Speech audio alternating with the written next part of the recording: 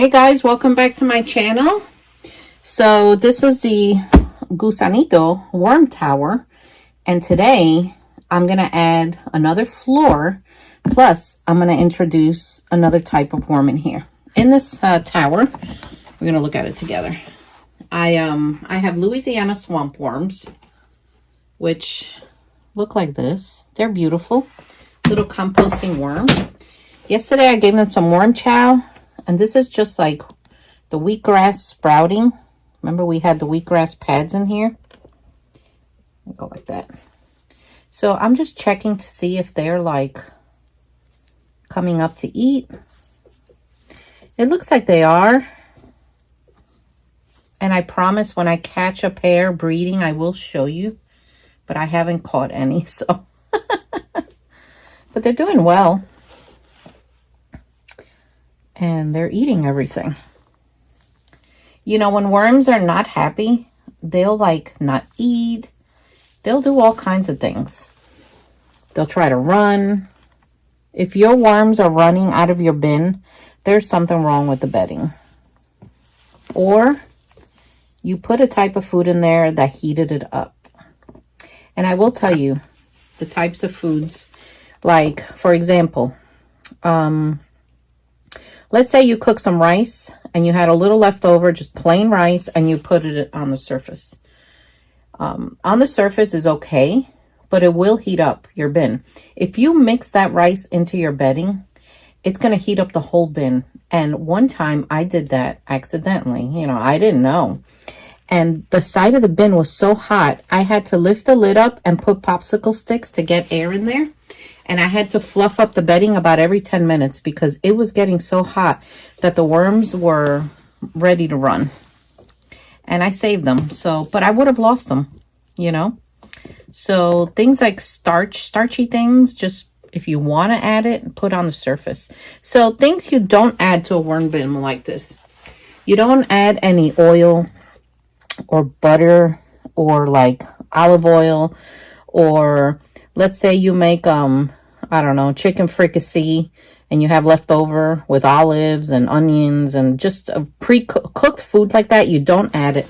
A worm bin like this is to compost your kitchen scraps. Like, let's say, you know, I chop up some strawberries for a salad. Like the little parts, if you cut them off, like they could go in here. Just anything natural could go in a worm bin like this. You add cooked food, well, you're asking for trouble. It'll rot in such a bad way that it'll be horrible. The smell would be atrocious. So they're eating the wheatgrass pad, and they're enjoying it. Gets them going. You know, wheatgrass gives them vitamins, and that's why I have such healthy worms. But you see, look at the pad. They're all like intertwined in here. Look at them. They're just enjoying this. They've woven themselves in here. So I'm just going to put this right back like that. So let me get the second tray, and now we're going to add it on top of this. So I love to run experiments with all my bins and try different things just to see what's going to happen. So I'm going to take some of this, like this, and I'm going to put the second tray on top, if I could grab it. And then we're going to see what's going to happen. Let's just go like this. Okay. So I'm going to spread this out. Now let's see if the worms will stay down there, all come up here, or they'll use both. My guess is they're going to use both.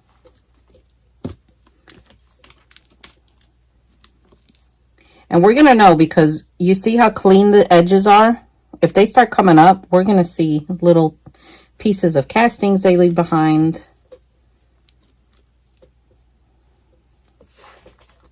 All right, I'm going to add some newspaper to this. So I just take regular newspaper and I just rip it, I wet it, and then We're going to put it in here. So let me go wet it. All right, let's add the wet newspaper. It's just shreds.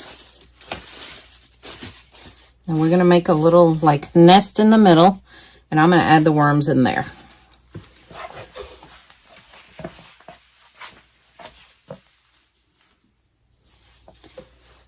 So these are European night crawlers. Look how beautiful they are. Nice and big. I'm just going to add them here in the middle. I'm not adding many. Maybe 20 or 30 of them. And I just want to see. They're going to live in this tower with the Louisiana swamp worms. Now, I have raised different types of worms in these towers. And they live together in harmony. They really do. So we're going to see what they're going to do. Now, another issue that I've always had, and I know other worm farmers go through the same thing, is we get the worms like this, nice and chunky.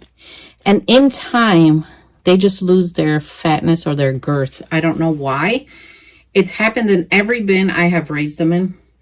But I do have other tricks to fatten them up again. And that'll be for another video. So we're just adding them. I'm gonna get them some oyster shell as a grit. Because worms need a grit of some kind. If you don't have oyster shell, you can use eggshells from your kitchen. You can use play sand. So this is the type of oyster shell I get. It's just, I get it on Amazon. It's in little rocks. Honestly, you can grind this if you want in like a spice grinder. Or you can put it even as a Ziploc bag and go over it with a rolling pin. But I've done it like this for years. And it breaks up just the same in time. I don't go through the trouble of grinding it anymore. There we go.